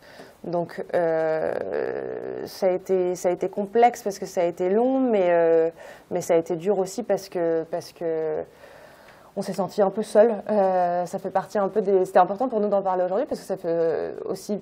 Je pense que c'est aussi important de parler des périodes qui sont plus compliquées que d'autres, en fait, dans l'événementiel, et il y en a. Et celle-là, elle a été dure à vivre pour nous en tant que salariés. On s'est un peu senti seul. On a avancé, et on a eu l'impression de porter cette manifestation un peu seule de notre côté, alors que d'habitude, On l'a fait avec un plus d'entrain porté par tout le monde, porté par nos bénévoles. Il y a presque la manifestation ne nous appartient plus en fait. On est dans une belle machine avec un bel engrenage et là il n'y a pas cet engouement, etc. Et du coup en interne c'est un peu compliqué à appréhender, mais la manifestation elle se passe pour le grand public, elle se passe... Le produit final, le résultat pour le participant, il est super. Ouais, on a un nouveau lieu d'arrivée qui est au Stade Elitas de Caen. On a fait des super améliorations de parcours qu'on a annoncées. On a une belle fête. On a même... alors on a frôlé la catastrophe avec une rocambole. On en a parlé avec les M1. On a parlé de ça sur les risques météo ou autres. Mais on a des participantes qui franchissent la ligne d'arrivée avec un sourire pas possible, en poussant des cris, alors que... Il pleut, il fait un gris incroyable, un vrai temps normand qui est moins habituel au mois de juin. Elles sont avec des kawés, là où on les a toujours vues avec des t-shirts. Mais elles hurlent de plaisir sur l'arrivée. Voilà, c'est top pour nous, quoi. Il y a un peu un contraste entre les participants qui franchissent la ligne d'arrivée. Et nous qui sommes KO à côté. Quoi. Après 2 ans voilà, où ils n'ont pas participé à des événements et du coup ils sont super heureux. Ils arrivent dans un nouveau lieu en centre-ville de Caen, ça apporte un peu de changement aussi au niveau local. Il y a plein de choses. La rocambole, tu le dis, tout le monde est super content. Et nous, c'est complètement l'inverse. C'est compliqué, c'est difficile et pour nous, le bilan en fait qu'on dresse, il n'est pas si bon que ça. On a une impression d'être sur le fil et qu'on est passé au ras de la catastrophe tout le long et que ce n'est pas acceptable ou tolérable. On ne peut pas continuer à fonctionner comme ça parce que si on a eu une chance une année, on ne l'aura pas la deuxième. Et ça peut pas on peut pas remonter un deuxième événement de la même manière. Ouais, c'est ça. Voilà. Et donc on enchaîne après sur l'année 2023. Ouais. Sur une édition 2023 qui est celle que vous avez connue les filles en étant stagiaires sur l'événement où là le contexte est différent. En fait il y a eu une belle reprise en 2022 du coup chez tout le monde et ce qu'on a oublié de dire c'est que les chiffres en termes de participation pour autant en 2022 ils sont très bons. On a atteint 2000 marathoniens. Mais avec les reports des éditions précédentes, donc même sur les autres courses, on a des super chiffres de participation. Voilà. Mais il y a un doute sur l'analyse parce que vous avez une part de gens qui se sont réellement inscrits et puis une part de gens qui s'étaient inscrits 2 ans auparavant et qui ont été reportés, qui ont eu des reports successifs. Donc, nos chiffres ne veulent pas dire grand-chose. Voilà. C'est dur de les lire, c'est dur de les traduire et on ne sait pas, il y a une grosse incertitude sur ça. Donc on ouvre quand même 2023 en espérant faire autant, mais sans savoir si on peut le faire ou pas.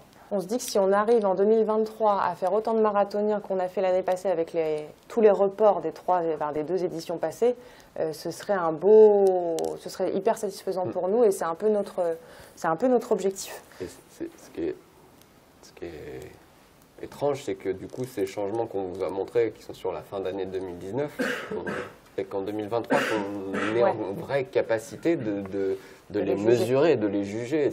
C'est hyper tardif par rapport à, normalement, on aurait pu mesurer des choses tout de suite après. Et le Covid est tombé presque au pire moment pour cette stratégie. On se dit, est-ce que du coup, elle va passer parce qu'elle est partie avec un gros handicap. Oui, c'est ça. Et puis, c'est hyper frustrant dans l'événementiel quand vous faites un changement sur une année, vous le verrez que l'année suivante. Et en fait, vous travaillez à l'année pour un événement qui dure 3 jours. Donc, le moindre changement, les échéances sont vraiment hyper longues. Donc là, avec ces 2 éditions Covid, on a produit des changements il y a 4 ans. Finalement, on sait toujours pas. C'est un peu. Et puis finalement, en fin d'année 2022, on réouvre les inscriptions pour l'édition 2023 et il y a un bel engouement. On voit que les gens se dirigent de plus en plus vers des épreuves longue distance, allongent les distances. Avant, le 10 km a été hyper à la mode, etc. Et en fait, là, on se rend compte que les participants vont se diriger plus vers des distances type semi ou marathon. Donc, il y a un bel engouement, une belle ferveur, on sent quelque chose, on sent qu'il y a une vraie reprise et on se dit, là, c'est vraiment l'édition où il y a... C'est une nouvelle édition qu'on démarre à zéro et un peu où on efface ce qui s'est passé avant. Donc, nous, on la démarre aussi... on a repris des forces et on la démarre aussi avec plus d'entrain et de motivation. Et on en attend aussi beaucoup de cette édition. Et voilà, et en fait, je pense que le bilan est plutôt positif sur cette édition-là. 2023, du coup, on a la chance d'avoir, comme en 2022, un produit final pour le participant qui est satisfaisant. Ouais. On a continué à maintenir effectivement des évolutions qui vont toujours dans le même sens. On a quelques changements de parcours, plus de bords de mer sur nos parcours ou autres. Tous les changements sont toujours avec une belle adhésion, plus de participants effectivement sur le marathon qui était l'objectif. Et en plus, on arrive dans l'orga à avoir quelque chose de fluide, quasiment, ça avance sur des rails, c'est ça qui est important. Vous prenez des décisions et elles sont mises en place et ça passe et c'est fluide et ça c'est top, c'est ce qu'on nous demande. Notre marqueur à nous qui est pas on quantifie pas, mais c'est notre téléphone, comment il sonne sur la manifestation et pour nous c'est presque un calme absolu, ce qui est plutôt rare. Mais si votre téléphone ne sonne pas, c'est que vous avez bien préparé en amont, c'est que les équipes ont toutes les informations, c'est qu'ils maîtrisent les sites. Il y a une organisation qui est à nouveau rodée en fait. Et l'organisation redevient rodée comme elle l'était avant et voilà, c'est appréciable. Et le deuxième marqueur qui est super important, qu'on n'a pas vécu après cette édition 2022, c'est qu'on finit 2023, on range 2023, le rangement et l'après-manif, on en parle très peu. On en parle très peu, mais c'est presque le plus dur dans un événement. L'après, le moment où vous êtes souvent moins et vous avez plus vos forces, parce que vous avez tout dépensé dans votre manifestation. Et là, il y a du monde de présent. On finit ce rangement et toutes les équipes, elles sont en train de parler de 2024 et en train de dire on fera ça en 2024, on fera telle et telle chose. Et ça, on ne l'a pas vécu après 2022. On a vu les gens disparaître, on a eu du mal à finir le rangement. Je crois même que après l'édition 2022, en janvier 2023, on a encore des choses à ranger de la manif de l'année passée. Donc, on finit pas avec le même sentiment. On finit pas avec le même sentiment et voilà, on est déjà porté vers 2024. Mais cette édition 2023, du coup, elle a pu vous emmener sur une projection assez simple sur l'édition 2024, du coup. Ouais, et puis alors nous déjà, dès qu'il y a une édition anniversaire, que ce soit l'anniversaire de l'événement ou un anniversaire historique, comme là c'est le cas avec le 80e anniversaire du débarquement, on sait que c'est des éditions spéciales. Enfin, c'est hyper exaltant parce qu'on sait qu'il y a une âme qui est vraiment différente. Enfin, quand vous voyez sur la ligne d'arrivée passer des participants avec les drapeaux de leur nationalité, enfin... on a une connotation historique avec forcément le débarquement. Quand vous voyez un Allemand, un Français qui passe la ligne d'arrivée main dans la main avec leur drapeau, etc. Enfin voilà, c'est tout. Il se passe des choses et la ligne d'arrivée est le théâtre de plein d'émotions et on sait que ça va être une édition vraiment avec un esprit un peu particulier. Donc c'est ça. Donc c'est vraiment hyper motivant. En fait. Un mois, 2 mois avant l'édition 2023, déjà, sur les réseaux sociaux, il n'y a pas une publication qui est faite sans que derrière, une dizaine de commentaires d'étrangers aussi, qui s'étaient abonnés, de Français, qui nous disent J'y serai. Je serai pas cette année, je ne serai pas en 2023, mais 2024, j'y serai. On n'a Mm. pas encore ouvert les inscriptions, on n'a même pas encore donné la date. Et les gens notent, et ce n'est pas un commentaire... Au hasard, c'est vraiment répété, des personnes différentes, ça n'arrête pas.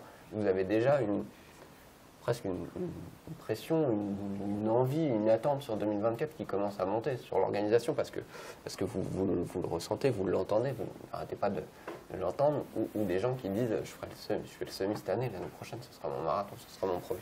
Donc vous avez ce côté un peu...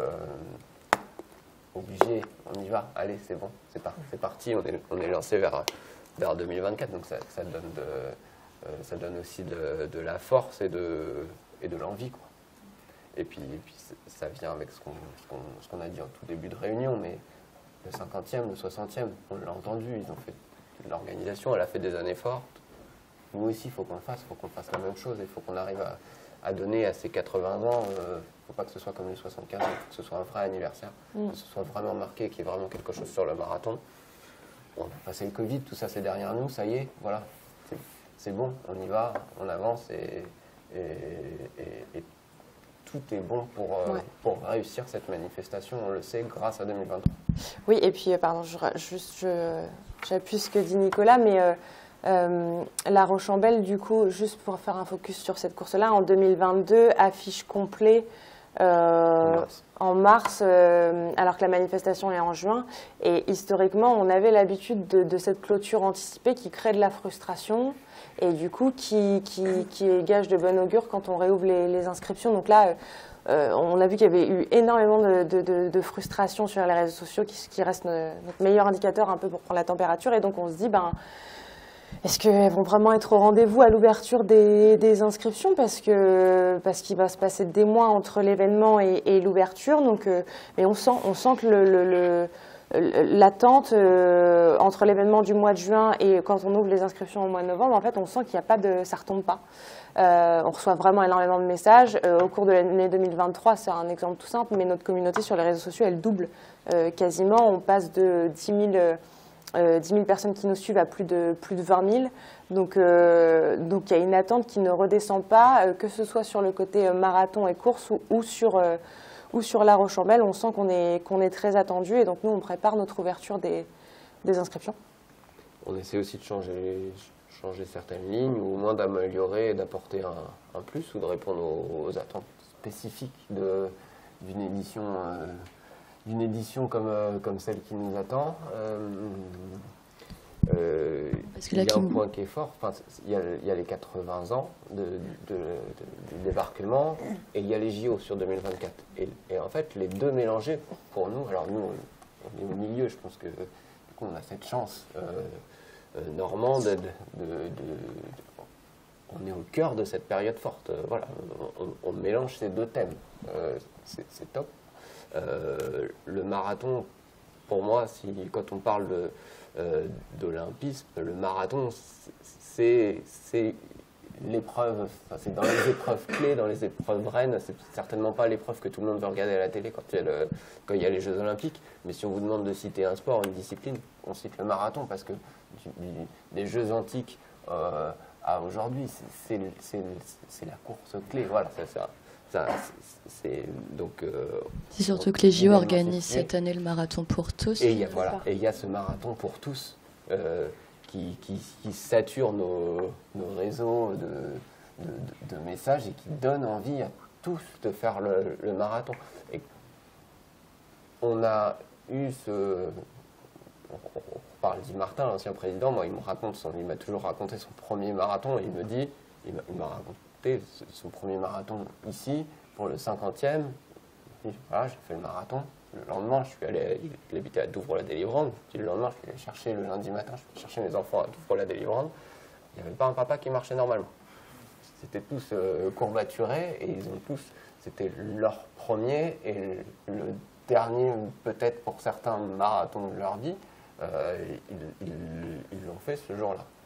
Donc nous, les époques ont changé. Aujourd'hui, j'espère qu'on pourra dire qu'il n'y avait pas un papa et pas une maman qui ne sera pas courbaturé en sortant de l'école parce que le marathon à cette époque-là était vraiment très très masculin et aujourd'hui il se démocratise auprès des femmes et c'est super aussi pour la croissance de notre sport et la diffusion pour tous statutaire de notre association, de donner envie à tous de courir.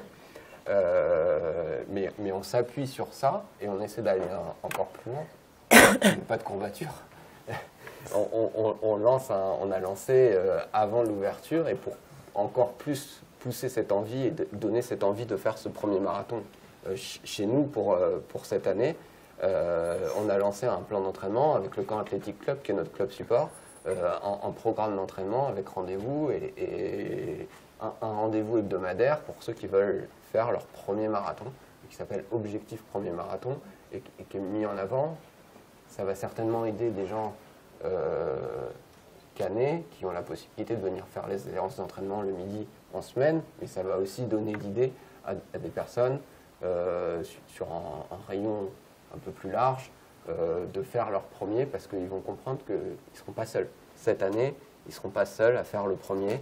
On est en capacité de les attendre et en plus, on va le décliner tout au long de l'année et en parler, mais on va mettre des meneurs d'allure sur des temps plus longs, plus bas, pour qu'ils ne soient pas seuls. On change notre système de voitures balais avec des accompagnateurs de voitures balais qui vont être en vélo pour discuter avec les personnes qui sont en fin de course, vraiment pour de l'agrément coureur, plus du tout tourné vers l'élite, mais tourné pour tous et que tout le monde se sente bien dans sa course. Ouais, ça va être notre axe stratégique vraiment de l'année et c'est aussi cette année qu'on va pouvoir parfaitement explorer ce qu'on cherche à mettre en place depuis quelques années, le côté vous pouvez le faire et démocratiser le marathon, désacraliser. Voilà, ça va se retrouver dans plein de petites choses sur lesquelles on communiquera bientôt, mais tout au long de l'année. Et du coup, on était un peu hyper excités avant notre ouverture des inscriptions parce qu'on ne savait pas du tout à quoi s'en tenir. Et les journées d'ouverture des inscriptions chez nous, c'est toujours des journées un peu particulières où en fait on ouvre à minuit mais on communique sur 10 heures. Nous on ouvre juste à minuit pour se rassurer et faire en sorte que notre plateforme d'inscription, on sait qu'elle fonctionne. Et en fait quand on est arrivé nous le dimanche matin le mercredi matin à 10 heures, on s'est rendu compte qu'on avait déjà fait le nombre d'inscrits de la journée de l'année dernière où on avait ouvert les inscriptions. Donc on s'est dit bon, cette journée va être une grosse journée. Et puis finalement, en fait, ça n'a pas arrêté. On était sur des chiffres d'inscription sur cette première journée qui ne ressemblaient même pas à une journée qu'on avait déjà connue par le passé, même lors d'éditions anniversaires. Donc ça ne veut pas dire qu'on refera les mêmes chiffres sur le marathon que par le passé, mais en tout cas, c'est une bonne période pour nous pour l'ouverture des inscriptions. Et effectivement, on a fait 2500 inscrits en 24 heures. Ce qui est du jamais vu chez nous, et on voit des messages passer de partout avec des gens qui sont aussi dans l'effervescence que nous. Et clairement, nos attentes et nos objectifs pour cette année, c'est de renouer avec une belle participation sur le marathon, mais on a du mal à se fixer des objectifs parce que du coup, on était sur des 2000 sur les deux précédentes éditions. On fixe une jauge, nous, on parle de 3000, mais en fait, on se dit qu'on peut faire plus. Et presque aujourd'hui, on ose dire que cette année, tu me corriges si je me trompe, mais je crois qu'on aimerait bien les atteindre, voire les dépasser. On verra comment ça se passe, mais on ne se fixe pas de barrière, on est hyper attentif forcément à la logistique et à l'accueil des participants, mais nos chiffres d'inscription, les statistiques qu'on connaît et qu'on étudie avec attention au quotidien ne veulent pas dire grand-chose comparé à ce qu'on fait depuis ces 3 premières semaines d'ouverture des inscriptions. Peut-être que ça se calmera, on ne sait pas, mais en tout cas, on a vachement d'avance et d'anticipation par rapport à d'habitude, donc c'est un gage de plein de belles choses sur le marathon en termes de participation en 2024. On espère renouer aussi avec une clôture anticipée de La Rochambelle qui risque d'arriver ultra rapidement. La Rochambelle, dans ses meilleures années, en 2016, là où on est à 25 000 participants, on clôture en décembre-janvier. Là, on est sur 7 500 participantes, mais on s'oriente aussi vers une clôture anticipée en décembre-janvier. Ce qui, vu les 5 dernières années, est un peu inespéré. En fait, on revient de loin avec cette course féminine parce que les courses roses, ça a été une mode dont l'apogée a été un peu l'édition 2016. Et en fait, depuis, c'est quand même moins à la mode. Il y a des phénomènes de mode comme ça. Et là, du coup, on renoue avec un engouement qu'on n'avait plus connu depuis longtemps, mais qui est aussi la résultante de plein de choses qui ont été mises en place. Un double parcours, retravailler sur énormément d'agréments participantes, l'accueil des coureurs. En fait, c'est plein de petites choses qu'on vient mettre en place, plein de petites attentions qui font que l'événement a une dynamique un peu différente et voilà ces dernières années. Et du coup, on mise aussi sur cette organisation un peu parfaite avec toutes ces petites attentions pour 2024. C'est vraiment nos lignes directrices. Moi, je pense que c'est déjà bien. Je ne sais pas si vous avez des questions. C'était complet. Merci, en tout cas, c'était complet. On a beaucoup parlé. Non, vous avez été très complet, merci pour tout. Simplement, peut-être pour préciser sur des points qu'on n'a pas eu le temps d'aborder. Je ne crois pas que ça a été précisé repréciser le budget de l'événement, tout simplement pour avoir une appréciation. Et puis une deuxième question, Nicolas, tu l'as reprécisé, donc c'est une année un petit peu spéciale où on va venir se confronter à la fois la 80e anniversaire du débarquement de Paris 2024. Ça va être quoi l'acte de communication? Alors nous, en même temps, vous ne pouvez pas trop communiquer sur la dimension olympique parce que sinon vous n'êtes pas le roi, mais en même temps c'est un attrait qui est intéressant. Donc voilà, budget puis communication sur cette édition particulière. Alors budget annuel, on est sur 800 000 euros de budget annuel sur l'association.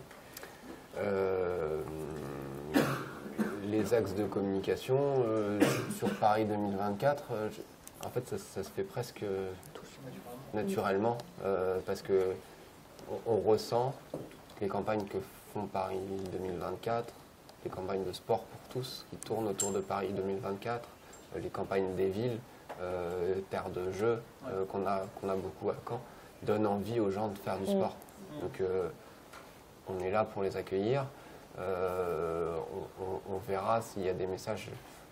C'est plutôt de suivre les campagnes qui sont faites par Paris 2024. Pour Paris 2024, on a dit marathon pour tous. Nous aussi, on fait une campagne proche du marathon pour tous, objectif premier marathon. Donc, on va voir les autres campagnes, les déclinaisons, ce qu'il y aura aussi localement. Et on adaptera peut-être certains de nos messages. Mais déjà, les messages vont venir faire écho à des messages qu'on avait l'habitude de porter parce que sport pour tous, bonne résolution sportive, on le fait tous les ans. Je pense qu'il y aura des bonnes résolutions sportives autour de Paris 2024. Du coup, nos bonnes résolutions sportives auront plus de poids puisque elles viendront en écho de choses qui sont faites sur Paris 2024, qui a une autre aura médiatique et voilà, qui est plus grand que nous, s'il faut le dire comme ça, mais on pourra venir en écho et toujours en faisant ce qu'on a l'habitude de faire, ça aura plus d'impact et plus de poids parce que les esprits seront aussi préparés à recevoir ce type d'informations, seront en attente d'événements sportifs. Voilà. Les gens, on ressent, alors ça c'est peut-être un bon effet du Covid, on a longtemps parlé de ce qui n'était pas du pire qu'on a pu vivre sur le Covid, mais il y a aussi un effet, j'ai envie de faire du sport, et Paris 2024 arrive presque à le point nommé, et sa campagne de sport pour tous autour de Paris 2024, et je crois qu'il va bientôt y avoir des déclinaisons pour un après Paris 2024 pour que ça ne se perde pas.